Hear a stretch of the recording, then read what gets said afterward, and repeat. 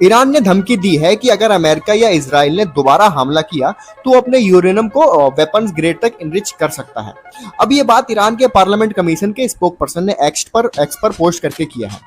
अब ये जो वार्निंग दी है ईरान ने, ये ऐसी खबर के बीच दी है जिसमें कहा यह जा रहा है कि यूएस के प्रेसिडेंट ट्रंप ईरान के खिलाफ नए मिलिट्री एक्शन पर विचार कर रहा था। अब ट्रंप ने साफ ये भी कह दिया है कि ईरान को न्यूक्लियर वेपन बनने नहीं दिया जाएगा।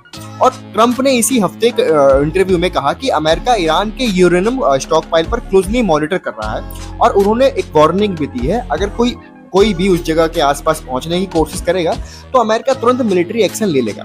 अब वॉल स्ट्रीट जर्नल के रिपोर्ट के मुताबिक ईरान ने एक काउंटर प्रपोजल दिया था अमेरिका को, जिसमें कहा गया था कि कुछ हाईली इनरिच्ड यूरेनियम को डाइल्यूट किया जा सकता है और बाकी यूरेनियम को कुछ समय के लिए किसी थर्ड कंट्री में ट्रांसफर किया जा सकता है। लेकिन ट्रंप ने ये ऑफर को रिजेक्ट कर दिया। अब हम ये समझते हैं कि ईरान के पास कितना यूरेनियम बचा हुआ है। देखिए, पिछले 8 सालों में जब से ट्रंप ने अपना पहला टर्म में 2015 की न्यूक्लियर डील तोड़ी थी, तब से ईरान ने अप्रोक्सीमेटली 11,000 किलोग्राम के आसपास इनरिच्ड यूरेनियम को जमा कर लिया है। ईरान ने 2006 में इंडस्ट्रियल स्केल पर यूरेनियम एनरिचमेंट का प्रोसेस शुरू कर दिया था और कहता ये रहा था कि इसका मकसद बहुत पीसफुल रहेगा, हम गलत चीज के लिए यूज नहीं करेंगे।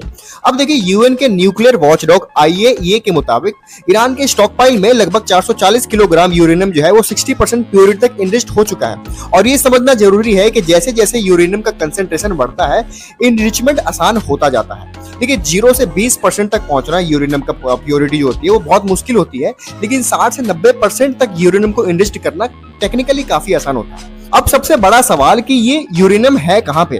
देखिए, आईएईए का मानना है कि ईरान के ज्यादातर यूरेनियम जो है वो आपके इस्फहान न्यूक्लियर कॉम्प्लेक्स में रखे हुए हैं और ये वही जगह है जहां जून 2024 में एयर स्ट्राइक हो चुका था।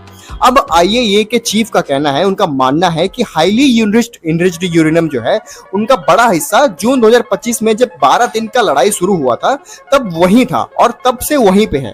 यानी आईएईए अभी भी पूरी तरह कंफर्म नहीं कर पा रहे हैं कि यूरेनियम वहां है कि नहीं पे। बाकी जब रिसर्च होगी तभी पता चलेगा कि आखिर जो हाईली इनरिच्ड यूरेनियम है वो है कहां पे। बाकी डेली ऐसी जियोपॉलिटिक्स न्यूज के लिए हमारे चैनल को सब्सक्राइब कर ले और इस वीडियो को लाइक कर ले। जय हिंद दोस्तों, मिलते हैं अगले वीडियो में नए अपडेट के साथ।